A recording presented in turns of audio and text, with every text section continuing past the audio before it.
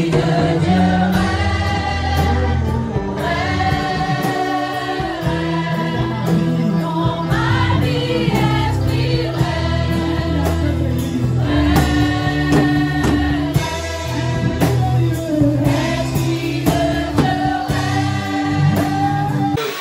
matin, c'est accepter la réprimande et la correction.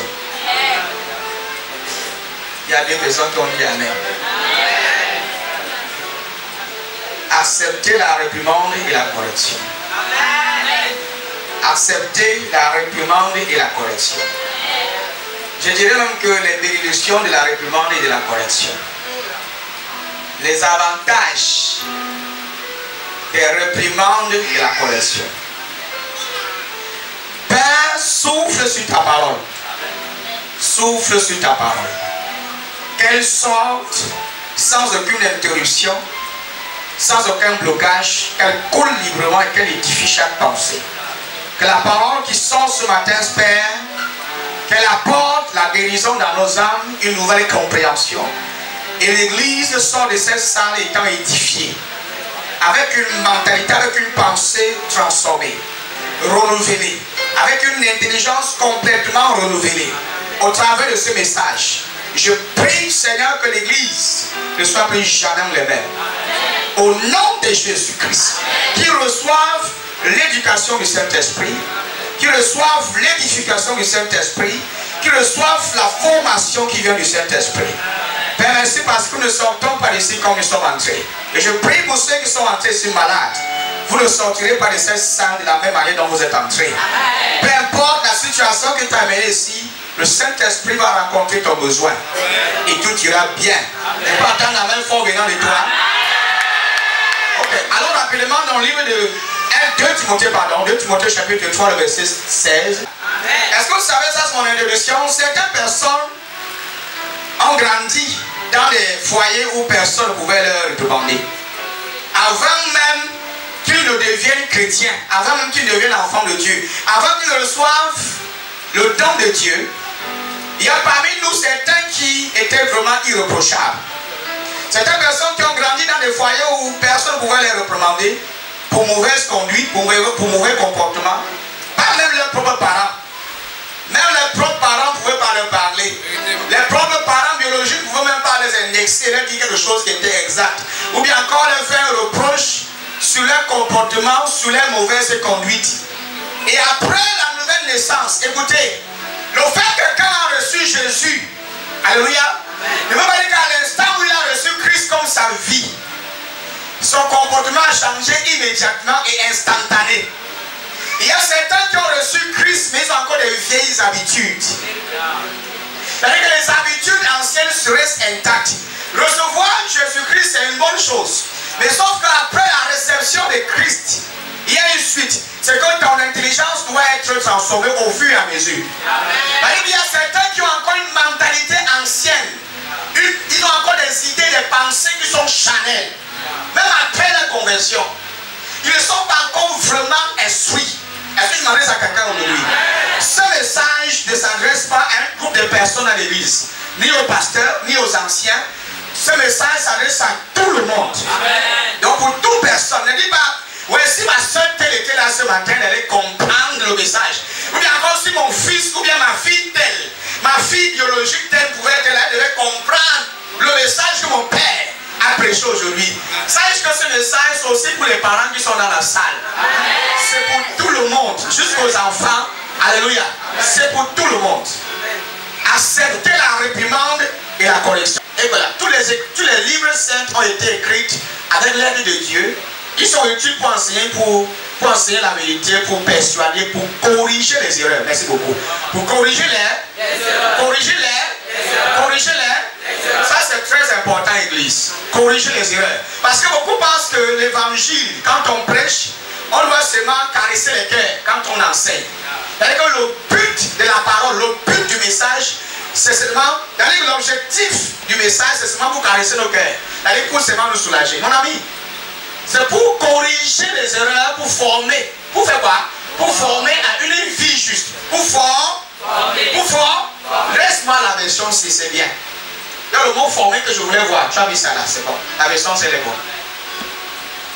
J'aimerais en fait que, après ce message, après ce service, que votre intelligence soit renouvelée. Et que ces fausses intentions, ces faux pensées que certains ont étant chrétiens, il faut qu'au travers de ce message, ça disparaisse complètement. Amen. Ne pensez pas que quand tu as reçu Jésus, à l'instant où tu as reçu Jésus, tes habitudes changent instantanément, ça change. Non, mon ami. C'est au fur et à mesure que tu es disposé à l'écoute de la parole de Dieu que ta conscience, alléluia, ta pensée est transformée. Plus tu es exposé au message, aux enseignements stratégiques sur les 5 ministères, alléluia, sur les 5 offices que tu as établis pour aider l'église. Ils ont pour but, eux, les offices, les 5 offices là, c'est les 5 ministères, apôtres, évangélistes, prophètes, pasteurs. Ils ont reçu le droit, alléluia, ils ont reçu le mandat de vous former. De vous former avec quoi? Avec les enseignements stratégiques. Parce qu'il y a certains qui arrivent à l'église qui depuis avant même de naître de nouveau, avant de recevoir Jésus, c'était d'abord irréprochable. C'est les personnes qui ne peuvent pas les parler. Même ta mère ne peut pas te parler. Est-ce que vous saviez que les enfants qui acceptent la correction, c'est les enfants qui nous procurent la joie. Les parents sont plus aisés. Ils sont à l'aise quand ils voient un enfant qui accepte sa correction. C'est un signe d'honneur. C'est un signe de respect envers le leader, encore envers le parent. Mais un enfant qui fuit la correction et qui rejette la correction de ses parents, c'est une insulte et un déshonneur contre le parent. Est-ce que vous le saviez? Il y a des enfants qu'à peine que tu es plus la chicote, l'enfant va y aller taper avec les mains. Cet enfant est un déshonneur pour les parents. À peine que le parent se fâche, il prend la chicote, il va te fauteuil, toi tu te lèves, tu pries les mains. Si tu as un tel enfant dans la salle, après ce service, si tu as eu à faire ça à tes parents, il faut que ça change. Amen. Que ton père se lève, il veut te corriger par rapport à l'erreur que tu as commis. Toi, tu pries les mains, tu le prends la bagarre, tu commences à bagarrer avec ta mère.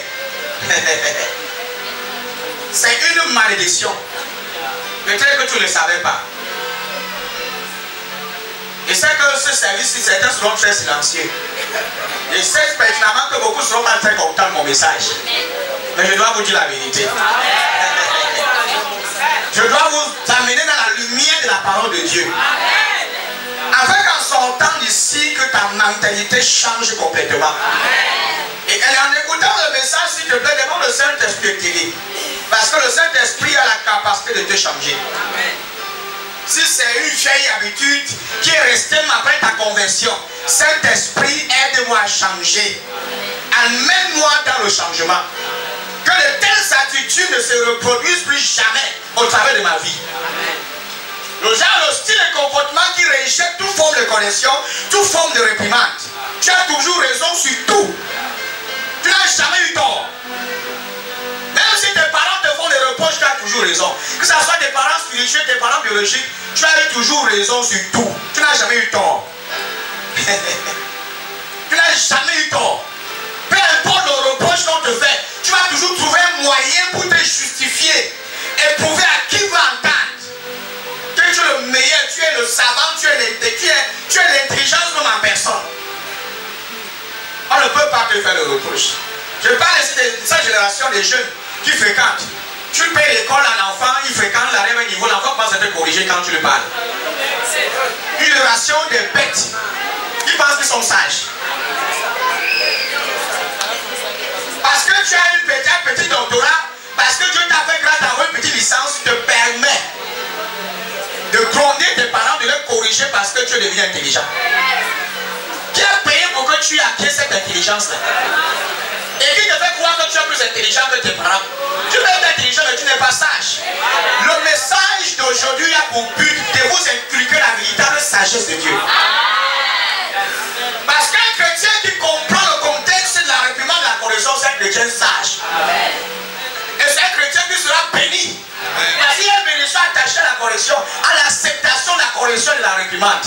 Quand un enfant qui accepte qu'il a fait une erreur et qui accepte être corrigé, être réprimandé par ses parents, c'est un enfant qui ira très loin dans la vie.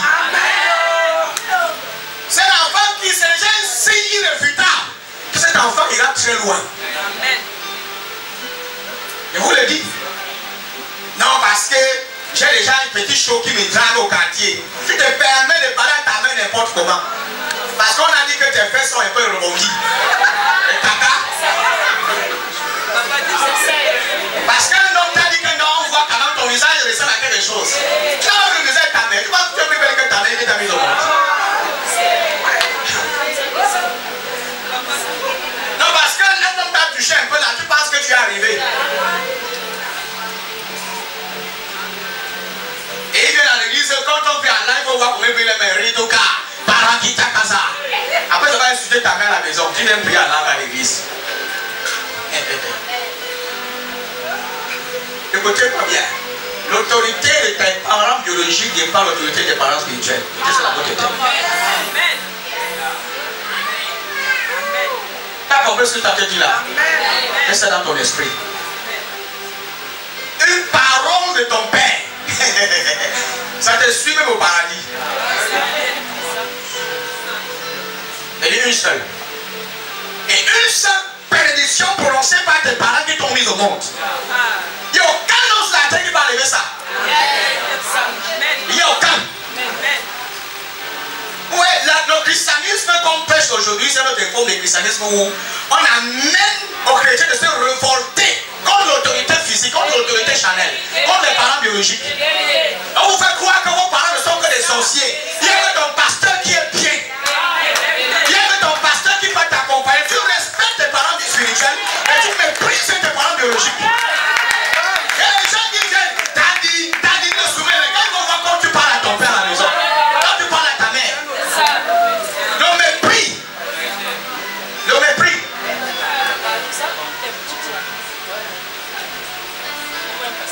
Je vous dis toujours, si vous voulez m'aimer ou vous me détester, vous direz toujours la vérité, c'est parce que je joue le vrai. Et je suis dur de mon front parce que je ne suis pas intimidé par votre comportement. Peu importe comment vous me regardez, je vous dis la vérité en face. Et n'allez pas au ciel, je vous dis que c'est parce que mon père spirituel, le leader que tu veux placer sur moi, ne m'a pas enseigné ces choses. Non, mon frère, il t'enseigne ces choses. La parole de Dieu, on ne l'utilise pas seulement pour enseigner, mais aussi pour corriger. Mais combien sont prêts à accepter la correction au travers des messages? Et tous les livres ont été écrits avec l'aide de Dieu. Ça, c'est une précision que d'abord, c'est par inspiration du Saint-Esprit que les apôtres ont écrit ces livres. Ce n'est pas par une volonté charnelle qu'ils ont écrit ces livres saints, mais c'est sous une inspiration divine qu'ils ont écrit ces livres. Ça veut dire que ça ne vient pas d'eux, ça vient directement d'une source spirituelle. Ça provient directement du trône de la grâce. C'est par révélation qu'ils ont écrit ça. C'est déjà une pause. Déjà un premier point pour nous amener à comprendre que quand un homme de Dieu te prêche la parole de Dieu, ça ne vient pas de lui, mon ami. Ne pense pas que ce sont ces paroles qu'il a formatées. Il a pris le temps d'arranger pour te transmettre. De toutes les façons, tu peux changer si tu veux. Tu peux soit prendre, soit laisser. Quand une parole vient directement du trône de la grâce, tu n'as pas le choix que de dire oui. Même si tu dis non, c'est absolument vrai. Ton nom ne change pas le pouvoir, ni la véracité de ce qu'elle dit. Quelqu'un comprend? La parole de Dieu dit oui en elle-même, elle dit oui en elle, elle dit amen. Donc quand elle sort, elle-même, elle a dit oui à ce qu'elle a entendu dire. Donc elle n'a même plus besoin de ta permission, ni même de ton amen. Quand tu dis amen ou pas, cette parole en elle-même a déjà dit oui. Elle s'est déjà accomplie.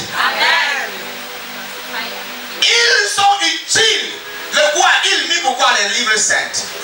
Les livres saints, la parole inspirée de Dieu, ils sont utiles pour enseigner la vérité. Enseigner quoi?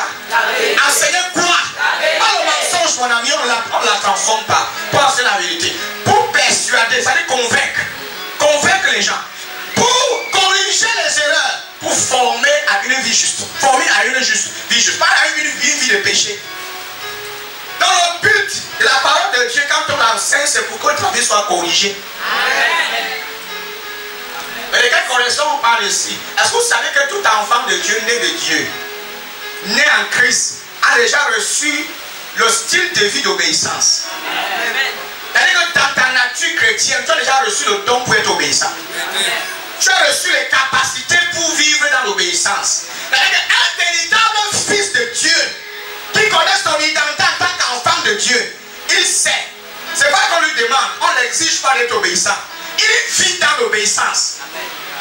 L'obéissance, c'est son style de vie au quotidien. Il n'a pas besoin qu'on lui rappelle qu'il doit être obéissant. Non, non, non, non. C'est sa vie. On ne l'enseigne pas ça. Ça fait partie de sa nature parce que Christ, si Jésus habite en toi, n'oubliez pas que Jésus-Christ a été obéissant jusqu'à la mort de la croix. Jusqu'à la mort. Et grâce à sa obéissance, la vie que Dieu l'a souverainement élevé. Il a obéi jusqu'à la mort. Tu ne peux pas dire que tu es de Christ et tu vis dans la désobéissance, dans la rébellion.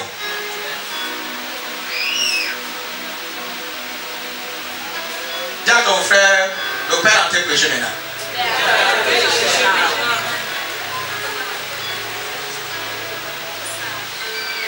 Voilà pourquoi, parce que certains ont grandi dans des foyers où personne ne pouvait les corriger. Voilà pourquoi après la nouvelle naissance, ils ont toujours ces problèmes de soumission. Alléluia. Ils ont du mal à accepter. Ils ont du mal à reconnaître et à accepter la correction, la réprimande. Parfois, tu te regardes et tu te dis, mais qu'est-ce qui ne va pas? L'enfant est né comme ça. L'enfant a ce problème-là depuis tout petit. Même après la conversion, il a toujours ce même problème. On ne peut pas te parler. On te parle en tant que qui?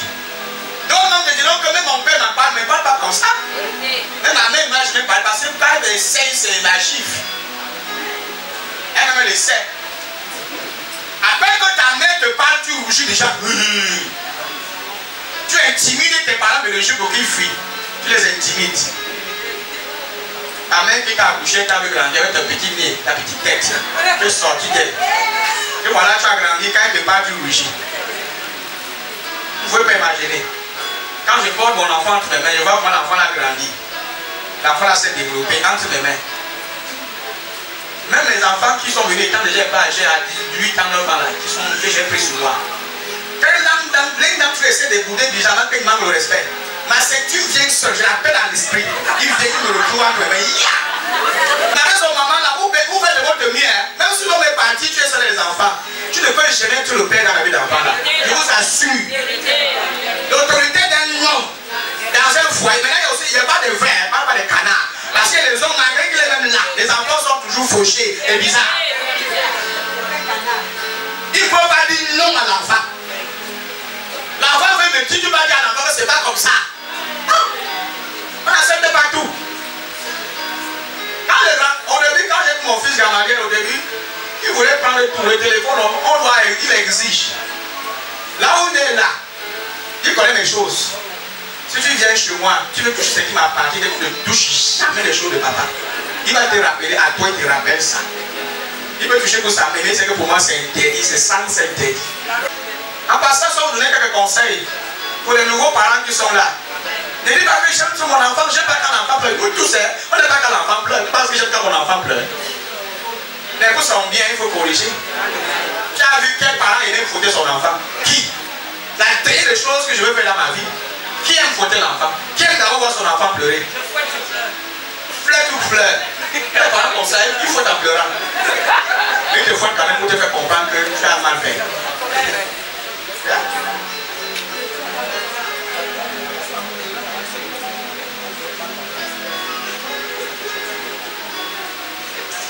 Excuse-moi si mon message t'énerve.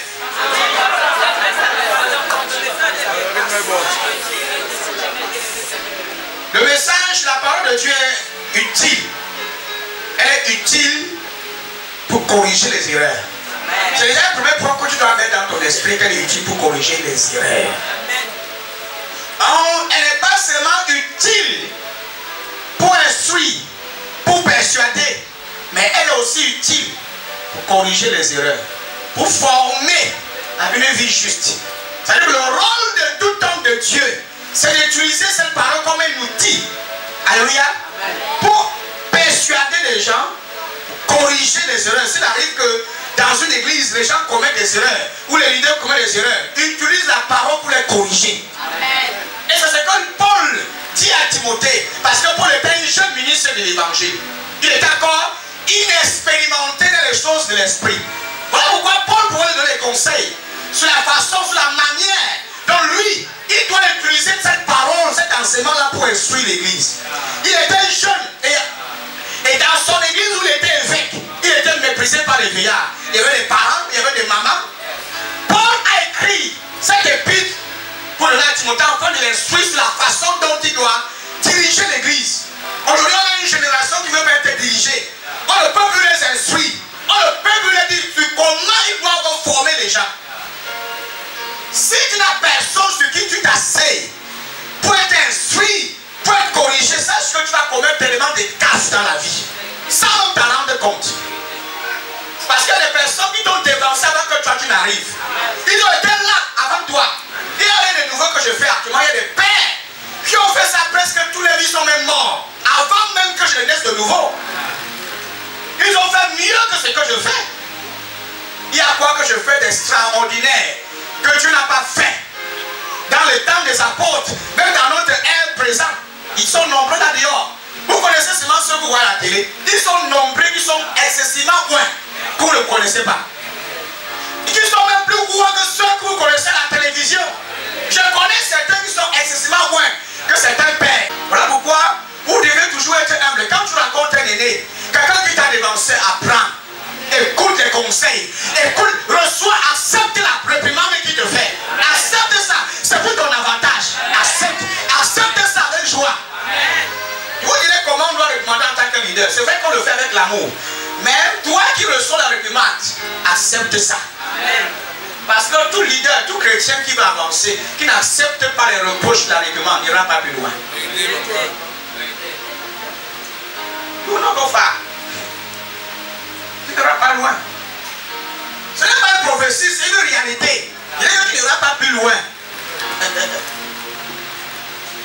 Pas plus loin. C'est une expérience qu'on a faite. Éphésiens chapitre 4, verset 11. Laissons vous montrer quelque chose sur les apôtres. Pour que vous sachiez exactement ce que nous sommes appelés à faire. C'est ce que je suis supposé faire. Mon rôle, mon ministère, voici les dons. Écoutez l'église. Chaque ministère sur lequel tu te trouves, que ce soit le ministère, tu es sur un ministère apostolique, prophétique, pastoral, évangéliste, c'est un don que Dieu te donne. Je suis un don pour vous. Donc déjà tu dois mettre dans ton esprit que mon père spirituel c'est un don que Dieu a placé dans ma vie. Et que mon prophète c'est le don que Dieu m'a envoyé. C'est le don que Dieu a choisi pour moi. C'est pas moi qui l'ai choisi. C'est Dieu qui l'a choisi pour moi. Vous ne m'avez pas choisi, c'est moi, c'est Dieu qui m'a choisi pour vous. Il y a deux choses bien différentes. Ce n'est pas toi qui me choisis, c'est Dieu qui me choisit pour toi. Alors, voici les dons. Pose-toi la question, si tu es fâché parce que si tu es nerveux sur ma juridiction, si tu es mal à l'aise sur mon ministère, va demander à Dieu pourquoi il t'a placé sur moi. Non, va le consulter, dis Père, pourquoi c'est lui que tu as choisi pour ma vie? Il te dira pourquoi. Dieu n'est pas fou. Chaque parole qu'il met dans ma bouche pour toi a un objectif bien précis. Chaque fois que tu entres dans ce ministère, que tu m'entends dire, voici le thème du message de ce matin. Dis Seigneur, pourquoi? Sache que tu étais prédestiné pour ce service à écouter le message là. Dieu t'a choisi pour écouter ce genre de message. Ça veut dire c'est ton message. Beaucoup ne sont pas venus ce matin. D'autres ont eu des occupations. Pourquoi tu as voulu que tu sois ici? Écoutez ce message. Maintenant, n'ayez pas cette pensée que parce que Dan il connaît ma situation, parce que Dan il a eu à me reprocher, peut-être savoir qu'il s'arrête directement comme ça. Tu n'es pas le seul sur la terre. J'ai au moins des chrétiens qui sont sous moi, ils sont au moins c'est comme ça. Il y a des chrétiens comme ça dans l'église. Tu parles pendant ton message, tu soulèves un sujet. Après le culte, on va dire que c'est à moi que Dan il parlait. Comme il me parle des mots comme ça là, c'est toi le problème en fait. Amen. C'est comme si c'est nous qui l'indexons. Si c'est toi qui l'indexais, en fait c'était pour le but de quoi? C'était pour t'indexer. La parole de Dieu sort pour indexer les qui? Quand elle sort, elle s'adresse à qui? À moi.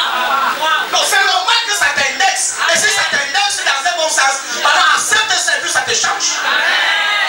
Ça te change. Dis-moi que c'est comme si Daddy a un problème particulier avec moi. C'est comme si Daddy ne nous sait pas. Il est plus des enfants de tel. Il est plus d'autres enfants que nous. Daddy maintenant, c'est comme si il est plus des nouveaux gens, les nouvelles personnes vers l'église. Nous les anciens, il nous écarte. Tu t'es écarté seul. Personne ne t'a écarté. Personne ne t'a jamais écarté. On t'a interdit de venir. On t'a interdit de faire quelque chose à l'église. Tu t'écartes tout seul. C'est juste que vous ne comprenez pas que plus l'œuvre de Dieu grandit, plus les occupations, les responsabilités aussi augmentent. Pour ceux qui m'ont connu dans le passé, avant j'avais 4-5 personnes, c'est différent de maintenant. Par jour, tu m'envoies un message quand tu es un leader, tu attends, tu vas, je réponds après 3 minutes. Tu t'en fais pas quand tu envoies ça. Parfois je ne réponds même pas. Je suis en train de travailler. Parce que vous croyez toujours que non, c'est comme il était avant, il est peu occupé. Même avant, ils étaient nombreux. Pendant les samedis, je reçois au moins 25 personnes. Je rentrais avec plus de 25 personnes. Parfois, 30 minutes, je rentre à minuit. De 14h jusqu'à minuit, je rentre à minuit. Yeah. Il y a le jour, le matin, où je me réveille comme ça, j'ouvre mon téléphone, j'ai au moins 100 messages. Je commence où je l'ai marre d'où. Une personne, tout ouvre son WhatsApp, elle m'envoie au moins 17 voices. Et une seule voice, au moins 1 heure. Tu commences, tu as fatigué, le sommeil t'a appris.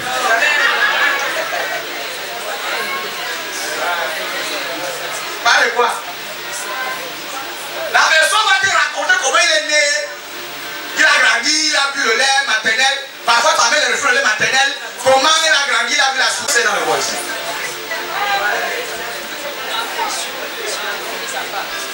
Et tu dois écouter. Et malade, quand tu n'écoutes pas trop. Daddy, Daddy, tu n'as pas écouté mes voix, je suis fâché.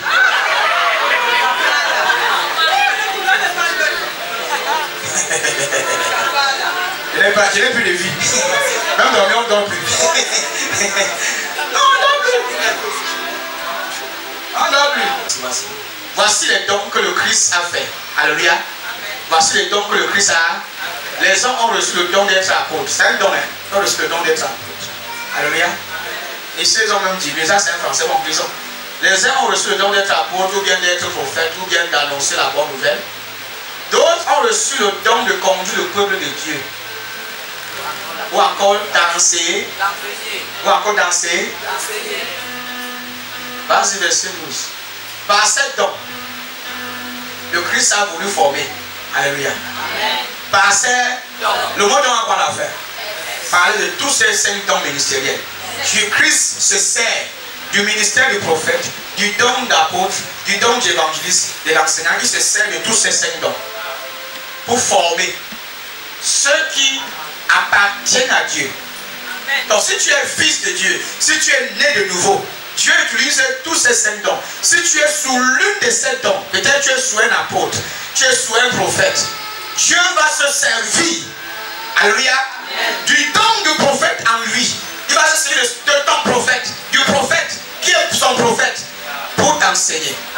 2, pour te former. Amen. Le Christ a voulu former ceux qui appartiennent à Dieu. Il fait quoi? Former. Former. Vous êtes où? Vous êtes en formation. Amen.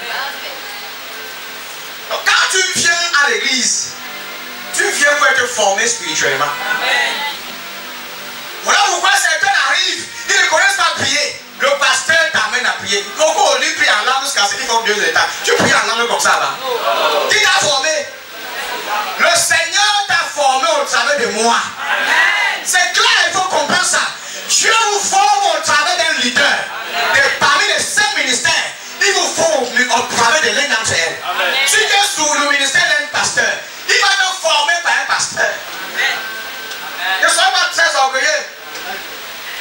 Et il passait donc le Christ a voulu former ceux qui appartiennent à Dieu. Ainsi, ils peuvent accomplir le service. Comment tu vas accomplir ton service de chrétien sans t'avoir formé? On te forme pour que tu accomplisses ton service. Donc si tu es appelé être ancien, je dois te former pour que tu accomplisses ton service d'ancien. Si tu es pasteur, je dois te former pour que tu accomplisses ton service de pasteur. C'est sous des pasteurs que d'autres pasteurs sortent. Moi je vais sortir de là. Je suis sorti sur un ministère.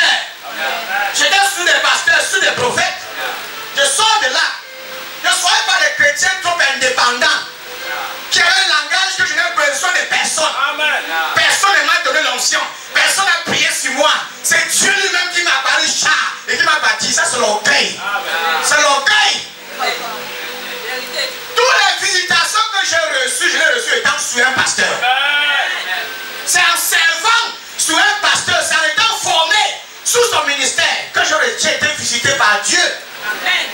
Quand j'ai reçu les dons que je porte aujourd'hui, c'est dans ce ministère.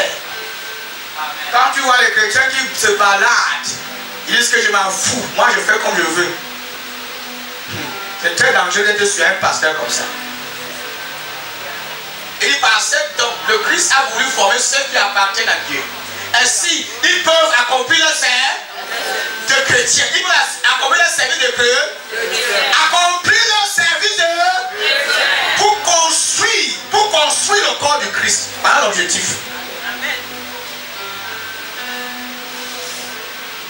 Il y a certains ici, quand tu vas quelque part, le corps du Christ est fier de te recevoir. Quand tu es une fille dans un milieu chrétien, rien de ta présence apporte la différence. Pourquoi? Parce que tu as été formé sur le ministère du prophète. Tu as la capacité de prier longtemps, d'intercéder, d'enseigner, d'instruire les autres. Parce que tu as reçu ça de quelqu'un. Dieu, au travers de son prophète, de son apôtre, de son pasteur, il t'a enseigné. Il t'a formé. Le mot c'est, il t'a formé. Le pasteur Julio Samson vous m'a formé. Comme cela, en gros, vous allez voir ce qu'il va dire. Il m'a formé. Pardon, ne venez pas à l'église dans vos comportements anciens pour venir montrer aux gens que si ne m'acceptez pas comme je suis, laissez. Acceptez-moi comme je suis. Donc, accepte avec la colère. Que un peu tu es en colère. On va t'accepter de ça. Mon ami, non. Demande au Saint-Esprit de donner le fruit de la maîtrise du soi. Tu as compris, non? On ne peut pas tout accepter la colère. Non, laisse ça. La colère, quand un peu tu veux aller la Bible pour bagarrer les gens à l'église. C'est qu'il y a de colère. Donc, pendant qu'on est en train de construire, toi tu veux casser. On est en train de construire, il faut que tu aies détruit. Et on doit t'accepter comme ça. Au nom du Seigneur, pas l'amour du ciel. On intercède, Seigneur, envoie les nouveaux convertis. Tu vas dire sortez de cette église. Et les gens ici, tu ne peux pas les toucher. C'est que tu vas prendre sa grâce. Oh non, tu es saine. J'aime ça trop loin.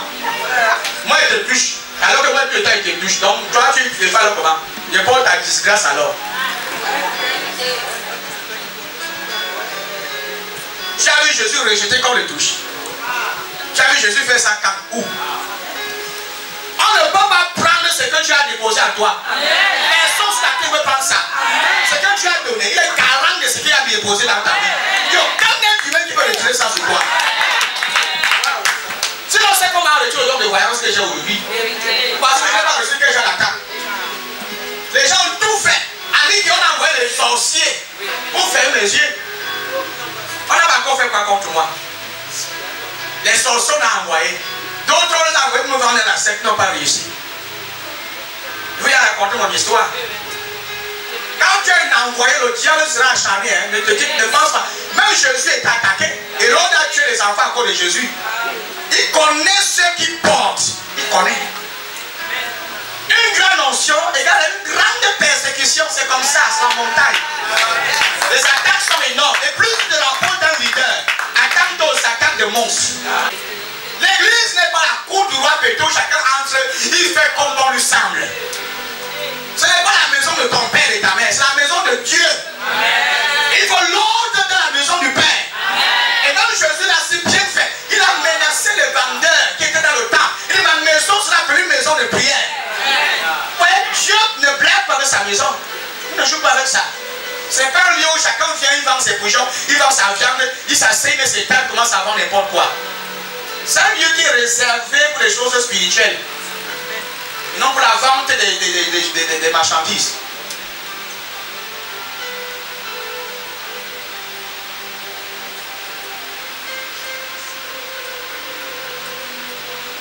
J'ai commencé à accepter la correction. Accepte la correction dans la maison de Dieu.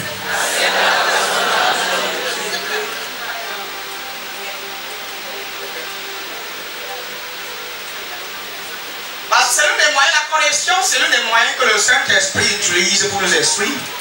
Dieu se sert de ça pour nous parler directement. Alors vous savez que beaucoup de chrétiens s'attendent toujours à des prophéties. Oh, tu vas voyager. Alléluia. Quand tu es un bon prophète, allez là. Tu es un bon père spirituel. Oh, tes portes vont s'ouvrir. Tu vas te marier. Maintenant, tu dis que Avec ton attitude là, l'homme ne va pas rester dans ta vie. Tu deviens faux prophète. Non, il faut que tu dises toutes les choses qui arrangent les oreilles, qui est sucré, qui quand ça entre dans l'oreille, ça glisse. Ça tape dans le cœur, lui il veut marier très rapidement même. Mais si tu lui dis que, toujours par le Saint-Esprit, hein, tu dis que je vois qu'avec ton comportement, il y a des choses que tu dois changer par la grâce de Dieu. Il faut que tu demandes au Saint-Esprit de t'aider. On baisse la tête, hein, direct, c'est un faux prophète, tu n'as pas bien vu, il ne voit pas, tu ne vois rien. Non, là, il ne voit plus, là, il ne voit plus. Il ne voit plus clair. Ses visions sont floues. Il faut qu'on prie pour lui. Daddy, maintenant, tu as plein d'amertume, il est toujours fâché. Amen. Un leader qui ne reproche pas, qui ne te corrige pas, tu ne seras pas loin sur lui. Tu ne seras pas loin sur son ministère. Tu as vu un foyer où le parent ne parle pas aux enfants, les enfants seront gâtés. Les enfants gâtés. A dit non. Abraham a dit non, c'est non. Et ici c'est non, on ne dit pas oui sur tout. Il faut mettre des points sur certains sites. Ici là, on ne traverse pas. Ici oui, ici non, ici oui, ici non. Tu ne fais pas ça, ça ne marche pas. Chacun m'a dit que non, liberté, on fait comme on veut. Dans il va se dire oui, tu vas bien. Je fais comme je veux, dans il va se dire oui. Je fais comme je veux, mon père biologique va se dire oui. Je fais comme je veux, ma mère. Non, mon ami, tu vas te buter en chemin. Insulte l'enfant de telle sorte, corrige l'enfant de telle sorte quand l'enfant va te quitter. S'il est face à une tentation, à une épreuve, il se rappelle de tes conseils. Amen. Avoir raison dans ses oreilles. Amen. Ma mère m'a pas éduqué comme ça. C'est parce que mes parents m'ont enseigné.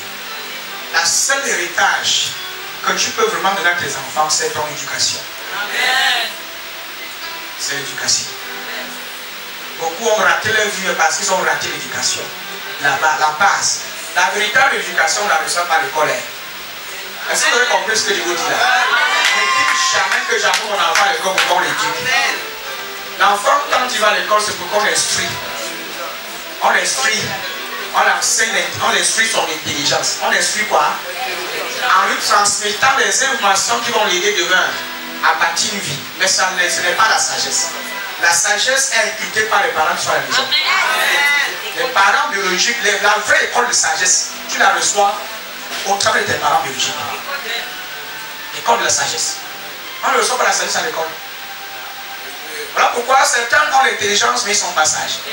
Ils peuvent créer une machine, ils peuvent créer même, je ne sais pas, un robot, mais dans les rapports, dans les relations entre les uns et les autres, ils manquent de sagesse. Ce sont des personnes qui sont invivables. Tu peux pas faire avec eux. Et ma maman est si intelligente, j'ai beaucoup fréquenté. Quand tu vas quitter tes parents, tu vas aller vivre avec les gens, hein. Tu seras seul. Hein. Amen. Tu vas te marier. Hein. La sagesse va te maintenir dans le foyer. Amen. Celui qui trouve une femme sage, alléluia, il faut le bonheur. C'est pas ça. Et la femme intelligente. Hein. Non, la femme qui a le bac plus de 4. Et il précise après, la femme qui connaît tisser, qui connaît préparer, les détails là sur la proverbe.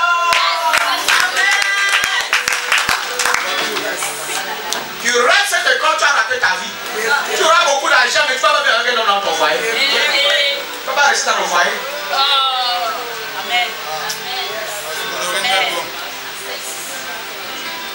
Tu ne pourras pas rester dans un foyer.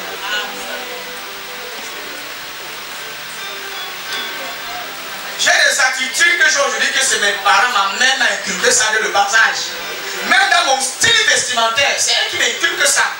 Dès mon bas âge. Dès mon bas âge. Même quand je regarde ma femme, c'est qu'elle a su elle, c'est sa mère qui a inculqué ça. Amen. Il y a certaines choses que c'est moi qui essaie de dire que comme tu es maintenant marié, ça veut dire que c'est un peu comme ça aussi. Yeah.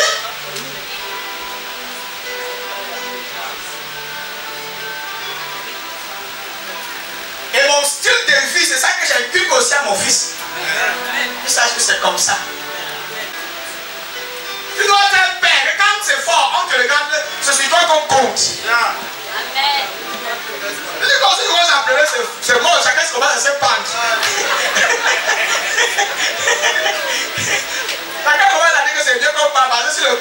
c'est fini.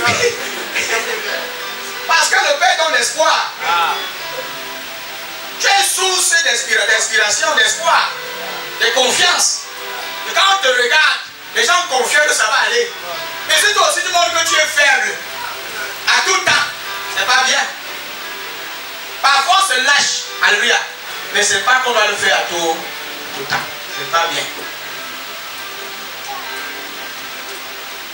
Quelqu'un dit yes. Yes. Éphésiens 4:31.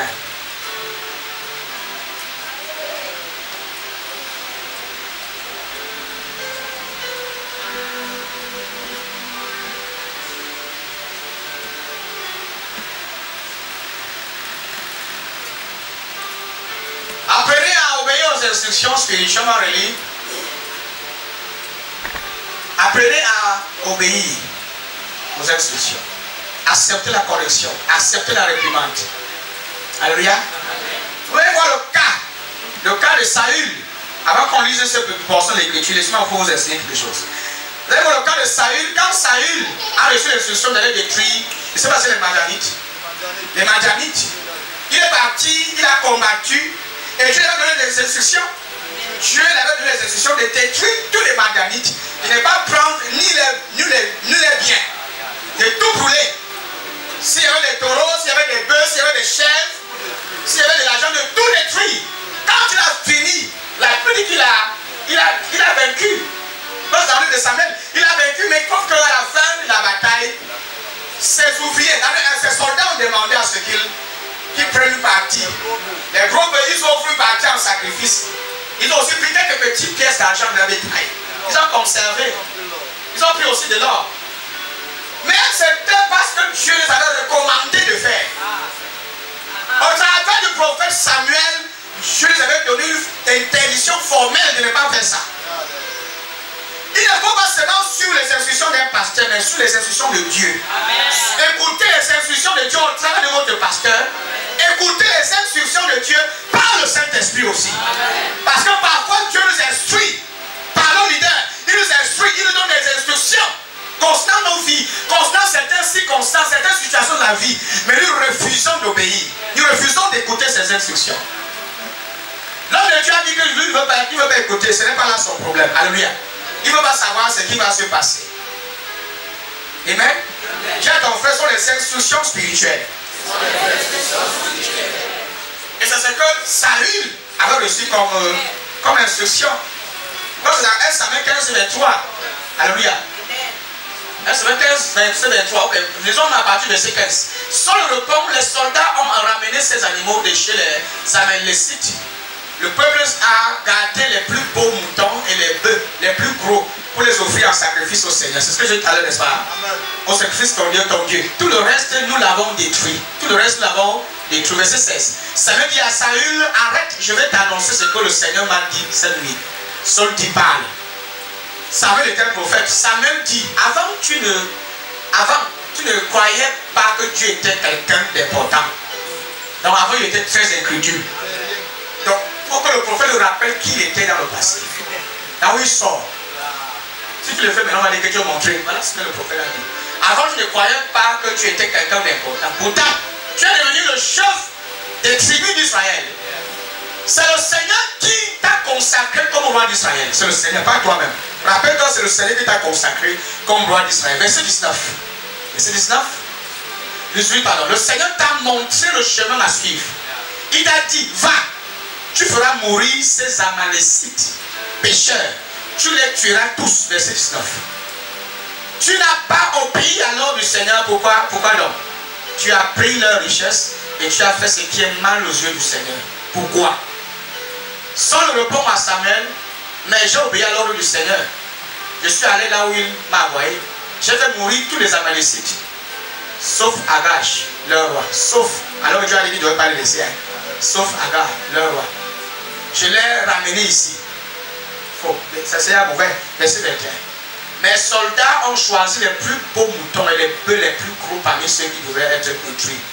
Mais c'était pour les offrir en sacrifice au Seigneur ton Dieu. Est-ce que tu as demandé un sacrifice? Il veut montrer qu'ils sont trop sages. Alors Samuel dit, qu'est-ce que le Seigneur aime mieux? L'obéissance à sa parole ou bien les sacrifices d'animaux.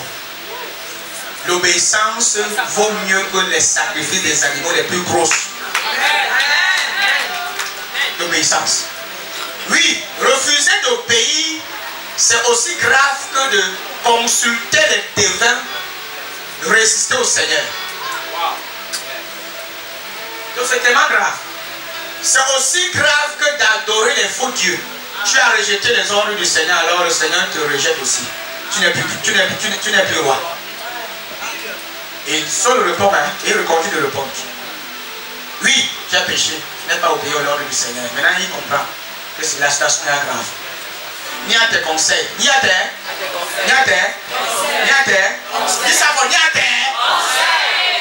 conseils. J'ai eu peur de mes soldats. Et j'ai fait ce qu'ils voulaient. Vous voyez, vous ne devez pas suivre l'opinion des gens quand vous servez Dieu. Vous ne devez pas faire les choses pour plaire aux gens. Sinon, tu vas de même faire ce qui plaît à Dieu. Quelqu'un qui obéit aux instructions spirituelles, c'est quelqu'un qui est sage.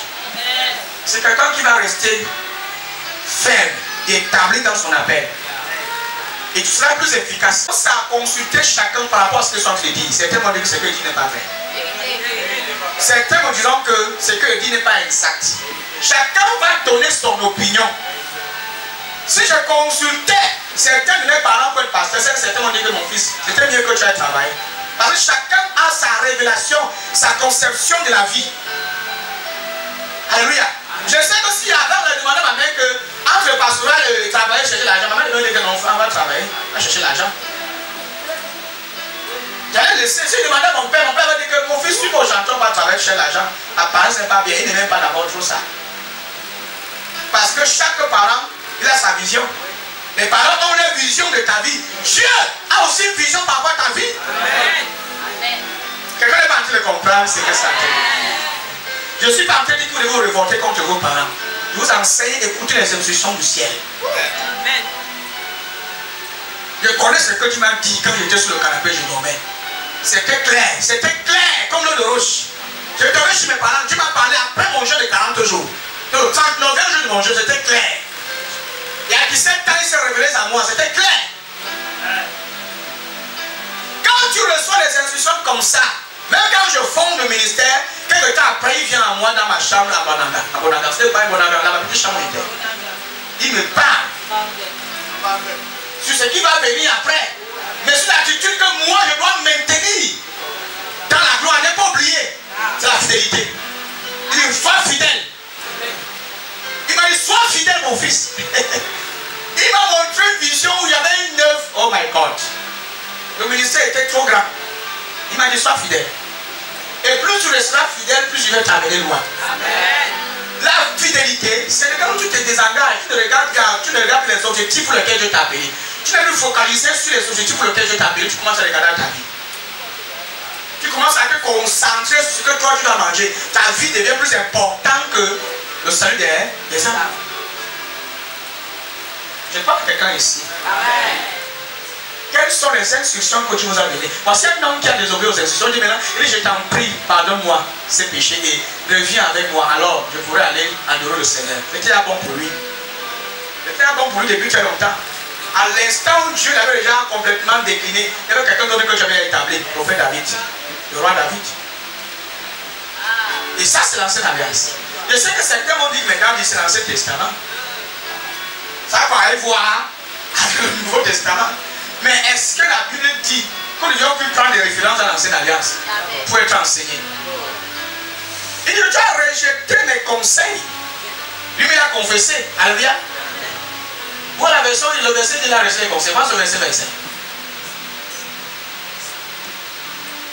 Il dit, oui, j'ai péché, je n'ai pas obéi à l'ordre du Seigneur et à tes conseils. On obéit aux conseils. On obéit aux conseils. Il y a une différence entre écouter les conseils et obéir aux conseils. Tu peux être à l'écoute des conseils, tu peux écouter les conseils, mais tu n'appliques pas. Tu ne les vis pas. Pour ce qui nous concerne, nous en tant qu'enfants de Dieu, appliquer ou encore vivre les conseils qu'on nous donne, c'est facile parce qu'on a l'air du Saint-Esprit. Pour eux, C'était très difficile parce qu'il n'y avait pas le Saint-Esprit. Mais pour nous, c'est facile parce qu'on a cette assistance. Le Saint-Esprit nous aide. Lui-même, le Saint-Esprit nous donne des conseils. Le Saint-Esprit nous conseille au travers des leaders qu'il a placés sur nous. Des hommes, des ministères que Dieu s'est choisis pour nous conduire et pour nous former. Dieu passe par ces ministères pour nous corriger, pour nous instruire. Il y a ce qu'on appelle les instructions spirituelles. Quelqu'un dit yes. Yes. C'est instruction spirituelle. Je l'ai fait plusieurs fois ici, beaucoup n'ont pas compris.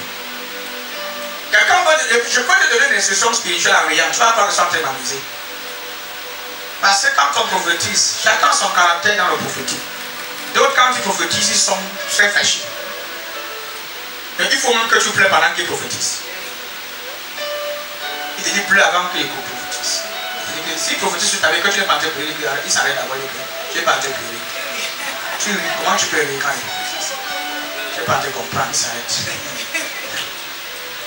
Tellement il est sérieux que tu ne le verras jamais sourire. Tellement qu'il est toujours énervé dans les prophétiques qu'il vieillit déjà avant son temps. D'autres, ils prophétisent en rien. Comme moi par exemple. C'est ma nature, je prophétise toujours en rien. Après, tu vais t'asseoir et dire, ma fille, il faut arrêter ça en rien. Mais je suis sérieux, tu peux m'imaginer.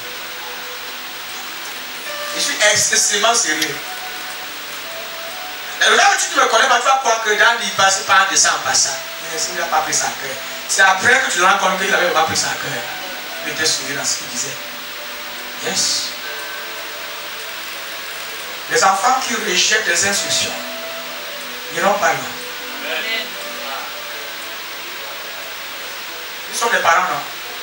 Et si tu arrives souvent de sortir de chez toi, dis aux enfants que quand il avait l'assiette, il avait le son. Quand tu rentres, les enfants ne l'ont pas fait. Tu fais comment?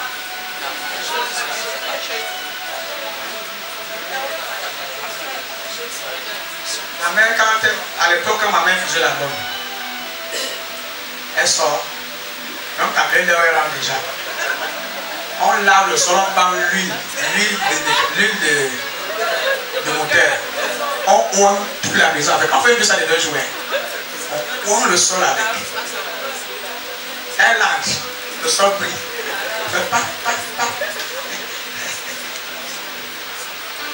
Là, vous connaissez ma main, vous lavez ma main, non?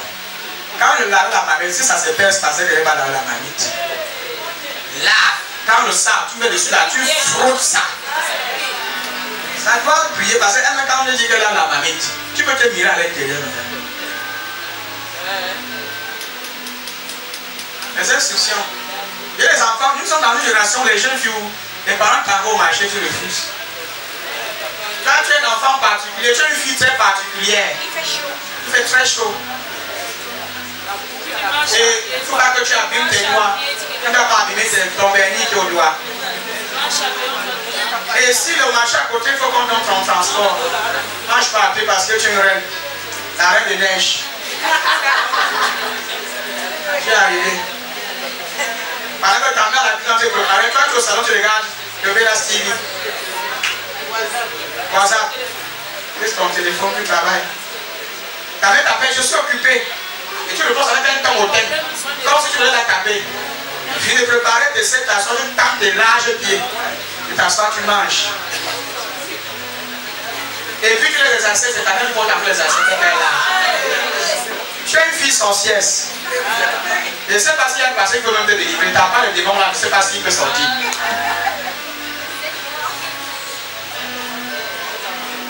Les conséquences de ça, tu peux avoir ça maintenant, c'est dans le mariage.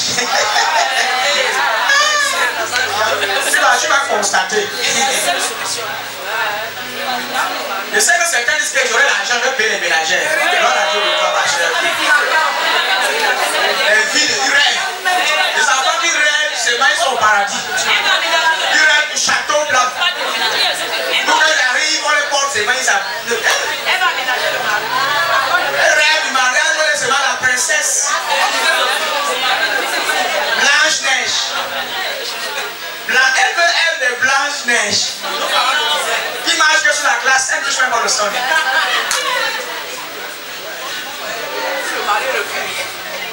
Le mari refuse, ça ne marche pas. Écoutez.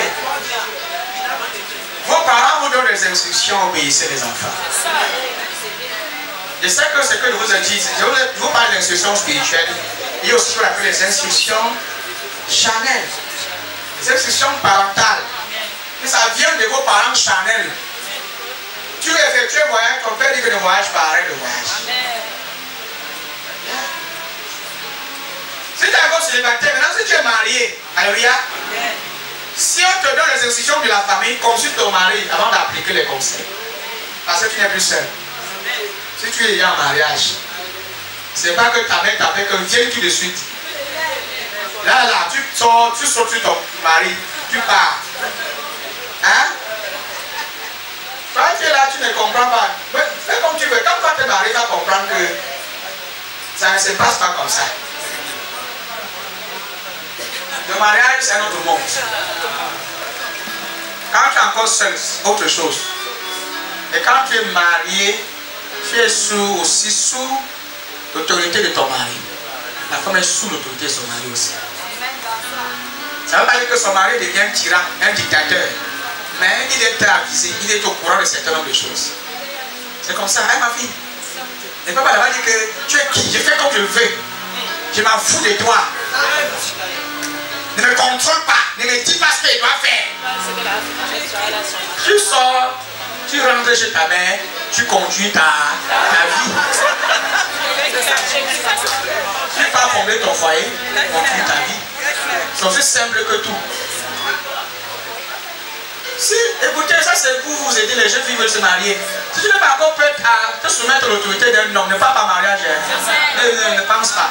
Te soumettre. Voilà les mamans qui ont dit vérité, non? Donc tu penses que toi tu es plus intelligent. Ce sont les mères qui te disent que la vérité sont là. Toi tu les vois dire amen. Il y a certains que malgré qu'elles veulent dire ça, elles vont dire que je m'en fous. Voilà tes mamans qui sont là. Elles sont nombreuses parce que si on dit non, on s'en fout, papa, même si je veux faire comme je veux.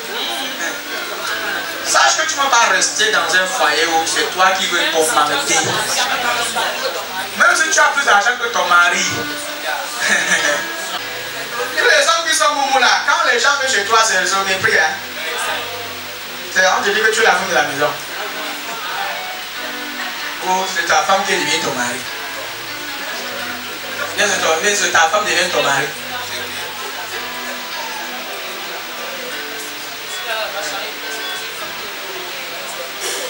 Quelqu'un dit fire.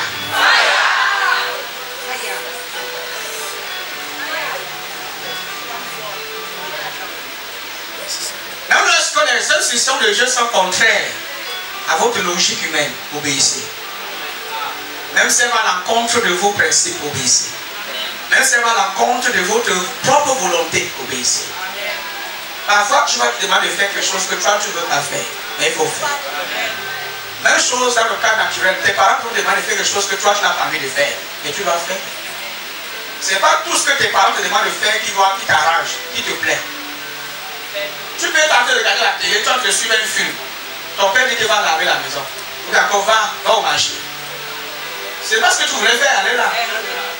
Ce que tu voulais faire, c'est de regarder ta télé. Mais tu obéis à l'instruction et tu pars. Alléluia. Et tu le fais sans murmurer. Tu le fais avec joie. Le plus souvent, hein, quand on vous donne des instructions, même après l'obéissance, dites merci à la personne qui vous a instruit. Dites merci. Il y a certaines choses que mon père me disait avant, que je ne comprenais pas. C'est plus tard que je comprends aujourd'hui. Parfois, nous on était tellement paresseux à la maison, il me grondait, je ne comprenais pas. C'est quand tu grandis, tu deviens parent. Tu vois que payer le courant, de rationner chaque matin, tu rentres, tu vois un grand gaillard assis, regarde la télévision. C'est un nez sciatique. Le matraquet tourne sur lui. Et puis il est ouvert, et il est ça, hein. Ta tête tournée par lui. Tu rentres, tu veux que le matraquet reste lui pendant toute la journée. Tu transpires. La sueur sort d'abord sur toi. Si tu es préparé de maintenant, tu vois que ça te signale rouge. La rage. Tu vois les enfants là, de lumière arriver à la maison, ils partent. Hein? Laisse les lumière arriver, ils sortent. a des choses que quand tu es encore jeune, tu ne vas pas comprendre. Grandis, tu deviens parent. Tu vas comme avoir 1000 francs. Oh my God. Donc là, tu fais le chantier de 6h jusqu'à 18h. Papa, 2000 francs. Tu entres dans la boue. Tu portes les sacs. Aujourd'hui, on fait le manœuvre là, combien, papa? 3500, wow, le temps c'est même bien. Hein? Oh my God, là c'est. Il faut aller au chantier. 3500. Mais il faut aller faire le manœuvrage à notre école. Et mon père est dans le direct. Jusqu'à me payer, lui m'envoie au chantier. Quand lui et moi partons au chantier au matin, il me réveille qu'à 5 heures. À l'heure, le sommeil sucré. Donc tu sens que le sommeil est venu. Hé, pas ça que je ne réveille pas. À l'heure là, je pensais que j'étais un papa méchant. Non, à l'heure là, quand il me réveille, on dit que non, il ne m'aime pas. Mais ça m'a formé, tu deviens un fort. J'ai travaillé, et quand on arrive au chantier, parce que les gens savent que je suis son fils, il me fait travailler plus que tout le monde pour que je mérite mon argent. Donc quand on me paye, on ne dit pas que c'est mon père. Mais autant là, il est que le père ne sait même pas. La vie des jeunes, écoutez, vous nous en tant que parents, vous devez enseigner à nos enfants, même si Dieu vous a béni financièrement, ne donnez pas tout à vos enfants. Enseignez-leur que la vie n'est pas facile. Et qu'ils doivent être forts pour confronter la vie. Donnez du bien, faites du bien à vos enfants. Ne dites pas qu'on ne veut pas les aider. Mais ne dites pas que la vie est facile. Racontez-leur leur histoire. Il faut leur dire exactement d'où tu sors, d'où tu viens. Comment tu as fait pour être là où tu es. Donc l'enfant en grandissant ne se déroule pas. Certains enfants deviennent des bandits parce qu'on les enseigne la vie facile. Une fois qu'ils grandissent et que les parents ont chuté, ils ne peuvent plus supporter. Ils ne peuvent pas supporter de rester comme ça sans l'argent. Puisque toi, on t'a volé. L'enfant vole. D'autres sont devenus des paresseux à l'état fort, à l'état brut. Parce qu'ils ont grandi dans une atmosphère où il y avait tout. Et plus tard, les parents ont chuté. Maintenant, l'enfant est habitué à une mauvaise grande vie. L'enfant ne peut pas supporter de rester comme ça. L'autre même tombe malade.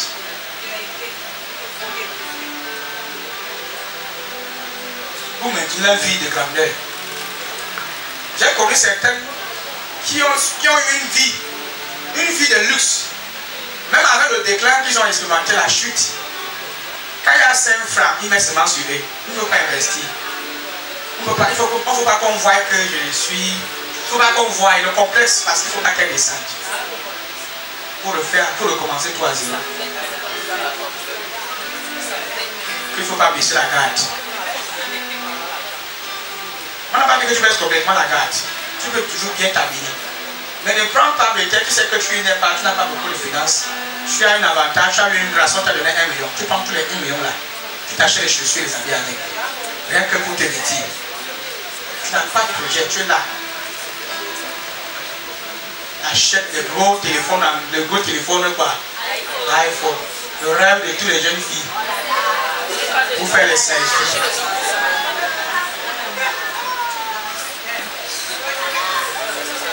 Manque de sagesse. Je sais que je vous importe là où je suis en train de parler. Tu rencontres un homme.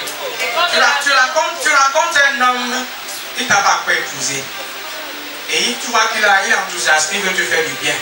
Il veut t'acheter des choses. Il te demande qu'est-ce que tu veux que je t'offre. iPhone 50. iPhone 50 ma fille. Parce que là c'est qu'ils sont trop loin ici dans la maison. iPhone 15. Au lieu de lui présenter un projet, qu'est-ce qu'il arrive même que la relation là se gâte. Tu as au moins une boutique. Il est en train de tourner. Les hommes sont ici. Un homme qui va aller loin et qui a une petite activité qui donne un peu de moyens. Il doit avoir un compte bancaire.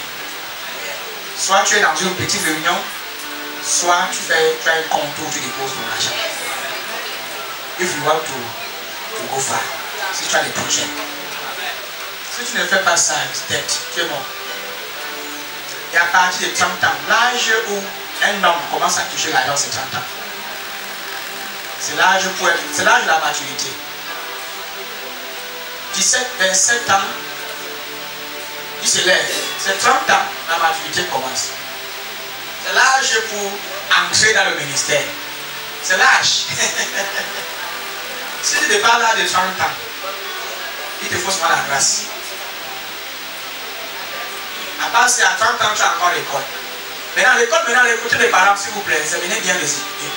Examinez bien vos enfants quand tu fréquentes. Surtout les filières qu'ils ont choisies. Il y a des filières que l'enfant prend, il va passer sa vie à fréquenter. Au l'âge de trouver chercher dans l'argent, il y a le temps. L'enfant a vieilli. Il y a des filières que pour qu'ils finissent ça et trouvent le travail. Parce qu'il y a l'école là-bas. Hein, et après, trouver le travail. Hein, trouver le travail, c'est autre chose. Hein. Amen. L'orientation est importante. Pour bien trouver le travail, c'est autre chose. Et aujourd'hui, il y a une éducation qu'on nous a donnée en Afrique que moi, vous allez m'excuser. On a trop misé sur les études des enfants. On veut que l'enfant fréquente, il part en Europe, il fréquente, il part même au ciel, il continue de fréquenter. Et on dépense, on prend des sommes colossales, des millions, pour payer les formations. Est-ce que vous savez qu'il y a un certain montant d'argent qu'on investit sur l'enfant, qu'avec l'argent, l'enfant peut commencer un commerce.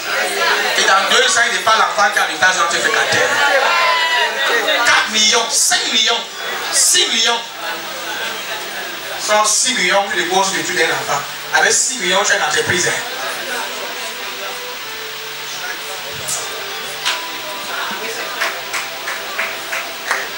Voilà pourquoi les Chinois nous dépassent. Un enfant fréquent, on les a trop bornés. En Afrique, le système d'éducation, excusez-moi, je sais que les enseignants ici. Si je suis en train de mentir, dis-moi la vérité. Comment dans une salle de classe, on enseigne tout, l'enfant est chargé de tout. À la fin, l'enfant ne sait pas ce qu'il doit même faire. Ils sont en train de vous décourager. Chargé de tout. On enseigne les choses. Écoutez, écoutez-moi, écoutez. Écoutez-moi. Dans mon monde, ce qui était utile pour moi, c'est le français. C'est la littérature pour être pasteur. La A. Je focalise là-dessus. Si dès la base, on me mettait seulement sur la A là, le français, la meilleure langue. Alléluia. Lis, écris. Amen. Et parler. On t'enseigne le français, on t'enseigne l'anglais. Tu es un bon prédicateur. En fait, c'est ma part, ce n'est pas un message public. Hein. Ça, c'est juste mon avis. Ça, c'est mon avis en tant qu'un citoyen. C'est mon avis. Et c'est ma part d'analyse que j'ai fait. J'ai regardé autour. Mais ça veut dire qu'on a fréquenté, j'ai regardé à tout. D'autres voulaient être des ingénieurs, ils ont tellement regardé que ils sont des mécaniciens.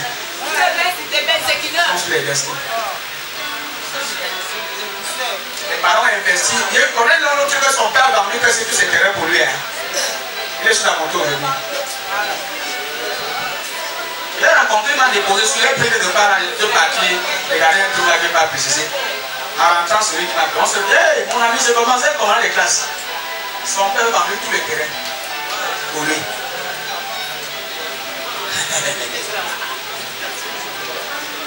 Il est sur la moto, il est sur la scène.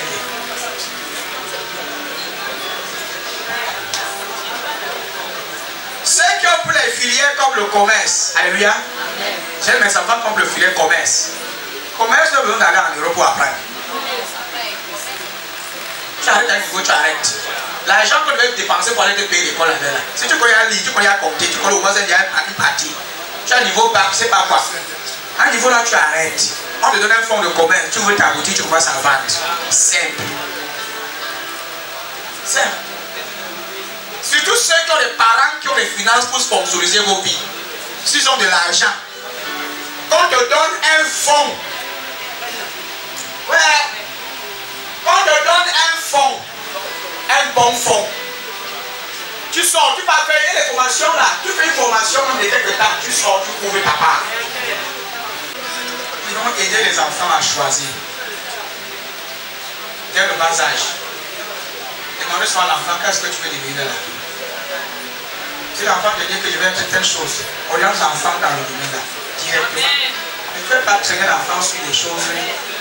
L'enfant va à la générale, l'enfant de la générale, il fait à la une science. N'est-ce pas, c'est il y a deux noms, la générale et la technique, non? Il y a des enfants qui vont faire les deux à la fois. Est-ce que vous saviez? Oui. Tellement l'enfant embryo, l'enfant devient même bête à la fin.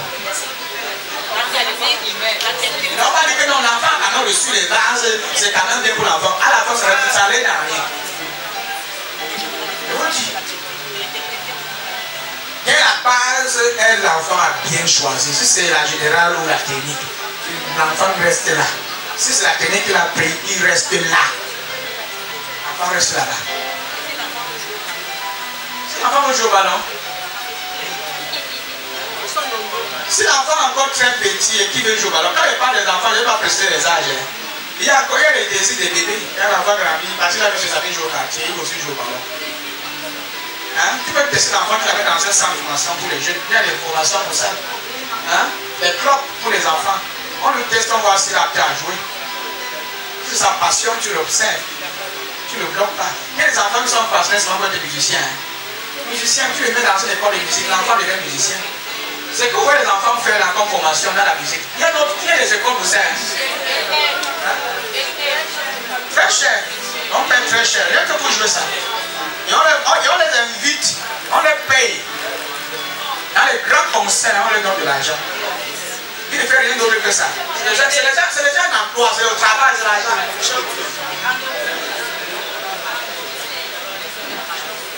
Dans cette église, écoutez-moi bien, église. Dans cette église, si l'un de mes fils, par exemple, comme le pasteur Jean-Marc, qui joue au piano, si Jean-Marc n'avait pas un emploi, c'est-à-dire le travail, et qu'il ne faisait rien d'autre que jouer à l'église, il devait lui donner quelque chose chaque fois de voir. Il devait le soutenir. C'est comme ça. Il devait le soutenir de temps en temps. Ce n'est pas une paye, mais il allait le soutenir. Si c'est un élève, on sait que l'élève fréquente pour un but. On le donne son transport pour un temps. Mais c'est quelqu'un qui a grandi, qui a arrêté l'école et qui est là dedans tous les jours et qui ne fait rien d'autre. On doit le soutenir. Mon maman, c'est comme ça. Ce n'est pas lui qui demande, mais l'église s'engage à le soutenir pour qu'il vive. Et c'est l'église qui choisit de l'engager auprès pour qu'il soit là. Alléluia. On le soutient. Mais si il aspire à faire des jobs, à faire des activités, on le soutient de temps en temps. Parce qu'il a son argent, il cherche son argent. C'est comme ça qu'on gère l'église. Est-ce que nous sommes d'accord? Il y a des choses que je ne vous dis pas sur moi, mais c'est comment je vais gérer. Je sais comment les jambes derrière. Gloire à Jésus-Christ. Amen. Tu fais quoi dans la vie? Tu fais quoi dans la vie? Technicien de laboratoire. Un technicien dans les laboratoires. Quel style de laboratoire de quoi? Hein? Technicien de laboratoire, je connais dans quel domaine particulier? Parce qu'il y a. Voilà, il faut préciser médecine. Parce qu'il y a les laboratoires. Il y a tout ce type de laboratoire. Il y a les laboratoires photo, il y a les laboratoires, il y a tout sortes. En médecine, non? Ok. Médecine. Ok. C'est-à-dire que tu es en quel niveau actuellement? Première année. Ok, tu dois fréquenter. Tu aimes la lecture? Oh, ma fille, tu dois aimer la lecture jusqu'à là où tu es là. Tu as compris? Tu dois être une amoureuse de la lecture. Maintenant, s'il y a les gynécologues, c'est qu'il faut le faire dans la gynécologie, bien c'est la gynécologie, je ne sais pas, dans la gynécologie, hein? Vous devez aimer la lecture. C'est les amoureux de la lecture, parce que chaque médicament que tu présentes à un patient, tu dois maîtriser le médicament là. Les conséquences, les effets secondaires, tu dois connaître les effets qu'elle peut produire dans le corps d'un être humain. Et chaque année qui passe, il y a des remèdes qui se périment comme une chèque. Tu dois être au courant, tu dois toujours être à la page. Alléluia. Que tel remède n'est plus, alléluia, permis, n'est plus utilisable. Celle-ci est utilisable, tu dois connaître. Vous savez, vous voyez, dans certains centres, quand tu vas à l'enfant pour qu'on consulte ton enfant, le gynécologue est toujours en téléphone, il a tout son téléphone. Il consulte. Il est en connexion, il est en collaboration avec d'autres gynécologues qui maîtrisent mieux que lui. Parfois, d'autres même sont à l'étranger. Yeah. Il est toujours en pleine recherche, toujours en train de chercher. Nous sommes encore à l'église. Donc, vous avez quand même transmis le peu que j'avais dans mon esprit. Hein. Le peu de connaissances que moi j'avais. Le peu que j'avais. Je crois que ça vaut la peine. Soyez focus. Excusez-moi de dire le mot focus. Soyez focalisés dans ce que vous faites. Pas de distraction, mais focalisés. Alléluia. Qu'est-ce que je suis en train de dire? Soyez comment? Si tu es jeune et que tu écoutes le son de ma voix, si tu as quelque chose que tu veux faire dans la vie, il y a des distractions que vous devez déconcentrer. Le sexe, les hommes, les femmes. De côté là, je trouve beaucoup de jeunes. J'ai connu des jeunes filles qui avaient des rêves, des devenues très grandes. Elles avaient des objectifs, un but pour leur vie. Elle est tombée enceinte. Il y a un garçon qui était encore immature. La grossesse a cassé son rêve. Elle est plus concentrée sur son enfant. Le père et l'enfant aussi est parti continuer sa vie. Son rêve s'est évanoui. Une jeune fille qui connaît l'amour et part. Ne soyez pas pressés, hein? Ne vous agitez pas. Même si vous êtes dans l'âge de la puberté, que le corps est toujours en action chaude. Dis à ce corps-là au pays, reste tranquille. Elles sont nombreuses, les mamans qui sont là. Si vous dites vos rêves, c'est qu'elles voulaient faire dans la vie, tu vas pleurer. Elles sont là, mais la grossesse. Je vous dis. À l'époque, certains sont allés en mariage, on les a forcés d'aller en mariage. Elles n'étaient même pas disponibles, elles n'étaient même pas prêtes d'aller en mariage. Si je demande à ma mère que si elle était prête d'aller en mariage à son âge, elle va te dire non. À l'époque, parfois, les enfants de 16 ans, une fille de 16 ans me dit papa, maman, j'ai mon gars qui est là. À l'époque, on dit merci, enfin, elle a trouvé un mari. Le père sait qu'il y a son vin rouge, et son huile de palme, son huile rouge qui est là, et son bœuf qui est là. Il dit que va en mariage rapidement. Si tu étais au niveau de CPO, tu arrêtes. Si tu étais au cours moyen de haut, tu arrêtes. Cours préparatoire, elles arrêtent. Si on fait un demi-tour en arrière, on te demande de choisir, tu vas aller au gars avec papa, attends, je dois fréquenter jusqu'à ce qu'elle soit un peu. Voilà pourquoi la majorité de certaines mamans sont ménagères. La majorité. La majorité sont ménagères. Pourquoi la ménagère sont ménagères? Parce qu'en fait, elles ne peuvent pas aller déposer ses messieurs quelque part pour le travail. Elles sont pas allées loin. Parce que très tôt, à peine qu'elle grandit, à peine qu'elle a 15 ans, elle est rentrée en mariage. D'autres enfants sont rentrés. Première grossesse, c'était bon. N'ayez pas peur, mais maman, je vais parler dans vos vies. Je vais parler en détail. Mais ce que je dis, c'est la vérité ou c'est pas la vérité. Ce que tu fais aujourd'hui, c'était ton rêve. Dis-moi la vérité, c'était ça ton rêve. Il faut dire ça à vos enfants. Hein. Il faut dire ça à vos enfants. Il faut leur dire ça. Que c'est parce que je n'ai pas eu la possibilité. Voilà les blocages, voici les blocages. Voilà l'erreur. À tel niveau, il y a un tel blocage, à tel niveau, il y a un tel blocage. Il faut dire ça à vos enfants. Les filles souffrent plus que les garçons. Surtout les jeunes filles. Les rêves de beaucoup de jeunes filles ont été éteints à cause des hommes. À cause des jeunes garçons, je vous assure. Et les rêves ont été complètement effacés. Certains font des choses aujourd'hui qu'elle ne veut même pas faire. Qu'elle n'a jamais souhaité faire. Qu'elle n'a jamais voulu faire de toute sa vie. Mais parce qu'elle n'a pas le choix. Elle n'a pas juste le choix. Elle doit le faire, sinon l'enfant risque de mourir de famine. Elle est obligée d'aller faire n'importe quoi à n'importe quel endroit parce qu'il faut absolument que l'enfant mange. Voyez, quand tu vas dans certaines rues là comme l'Amérique, tu vois des jeunes, des mamans qui font la position, ne les insulte pas. Priez pour que tu les aides. Mais si elle s'asseye et elle t'explique sa vie, tu vois que certaines d'entre eux se plaisent dans ce qu'elles font. Elles n'ont pas juste le choix. Elles ne savent pas quoi faire. Je ne suis pas en train d'encourager la prostitution. Mais je vous dis juste que certains se sont retrouvés là à cause de ce que la vie les a présenté.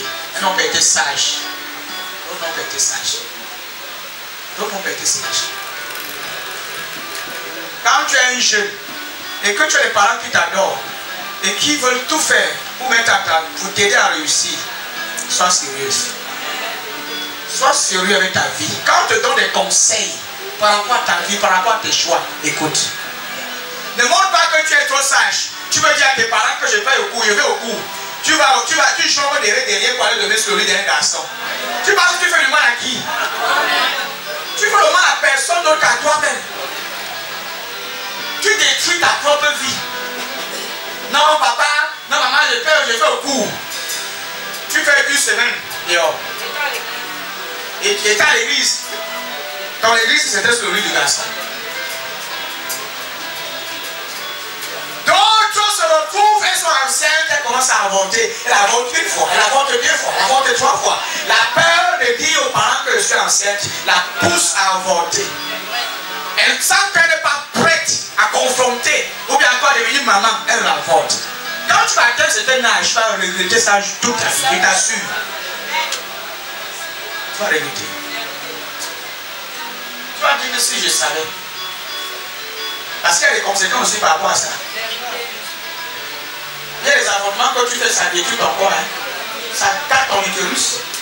Surtout les mauvais avortements qu'on connaît aujourd'hui avec les injections, on te demande que prends tel mélange, fais tel mélange de telle chose, bois.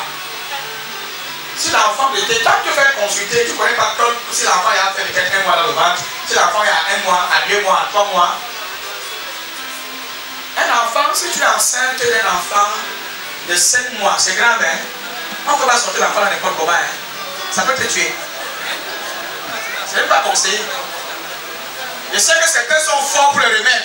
Tu ne connais pas, on mélange le miel, on mélange ceci, je ne sais pas, peut-être c'est l'acide, je ne sais pas. On fait un mélange, on boit. Non, c'est naturel, c'est naturel. Ah bon?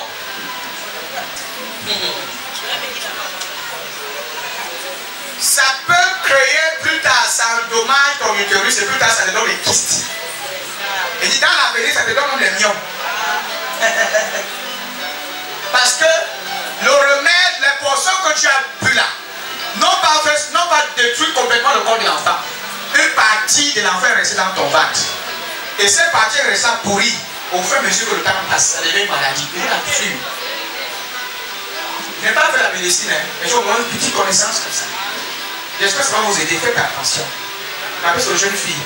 Pour éviter de telles choses. Je sais que la science aujourd'hui a les préservatifs qu'on a prescrits et tout le reste là. Mais les enfants de Dieu, vraiment.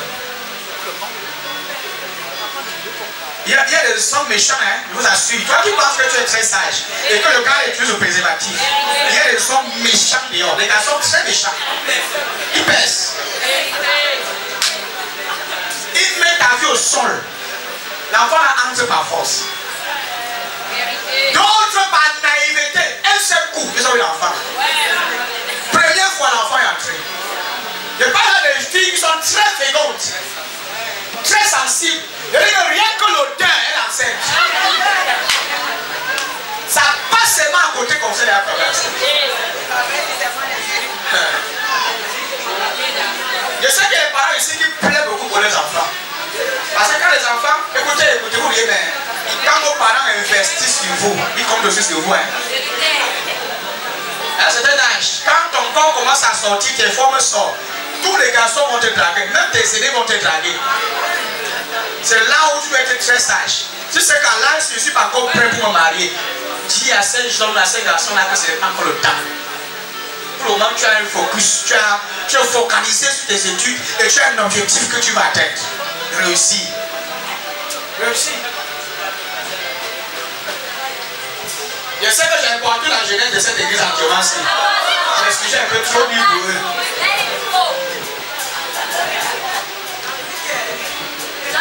Les histoires d'amour, c'est distrayant, ça distrait, même dans les études. Un garçon peut faire que tu deviennes bête, même lire ton cahier n'arrive pas à lire.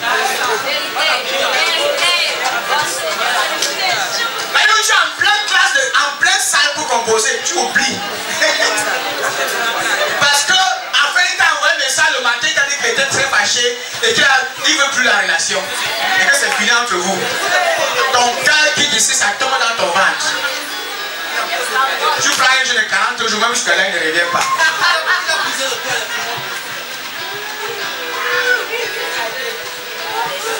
Là, par contre, sur les filles qui disent, on a brisé mon cœur. Un enfant de 15 ans, on a brisé mon cœur. 12 ans, on a brisé mon cœur. Tu as le cœur là, le cœur veut se même développer, ça même grandit, ça grandit 4.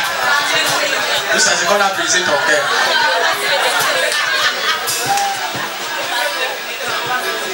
Pour les garçons, alors c'est pire maintenant, les jeunes garçons, c'est la magie. Oh my God. Il y a des enfants à l'église, pendant qu'on prêche, ils ont regardé une petite fille à l'église. Le message c'est pour toi là-bas. Il est en train de regarder une petite là. Le gars, c'est un jeune, c'est un petit enfant, il est en train de regarder. Après le culte, on commence à causer un peu. Oh mais alors c'est pour les graines, non? On voit si ça va donner.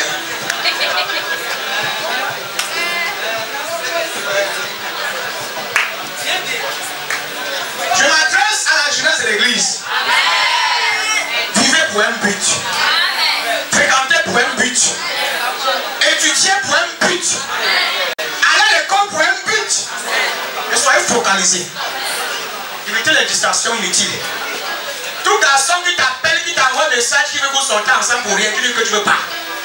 Tu sais clair que tu ne veux pas. Il y a les jeunes que je vois ici, demain tu vas voyager, tu vas en Europe. Il y a un gars qui te frappe ici là. Tu as accepté. Quand tu vas partir, tu vas, ça ne sert à rien. Les amoureux jeunesse là, pour que ça tienne, c'est à parler, c'est ça. Quand tu vas grandir, tu parles, tu le laisses ici. Tant que jeune comme tu es là, une fois là-bas, 1 an tu ne le vois pas, 2 ans tu ne le vois pas, 3 ans tu ne le vois pas, 4 ans tu ne le vois pas, c'est mort. 6 mois c'était la même mort depuis longtemps. It was dead. Ne donne pas ton âme. Il y a des jeunes qui, après que tu as grandi, tu as donné tout ton corps à un garçon. Tu as donné presque toute ta vie. Toute ta vie. Que ça doit être mourir. Comment ça? À quel âge? À quel âge? Tu as vu quoi? Je ne peux pas vivre sans toi. Comment il me dit ça quand je dis? À quel âge? Tu as vu chez tes parents, ça. Je ne peux pas vivre sans toi. Tu as vécu quand tu ne peux pas vivre. La vie va te laisse. Tu vas vivre sans lui. Tu vas vivre sans lui. Tu vas vivre sans lui. Tu vas aller quoi? Tu vas vivre. Pendant que les moments qui sont là te disent la vérité, tu vas vivre sans lui. Je ne peux pas vivre.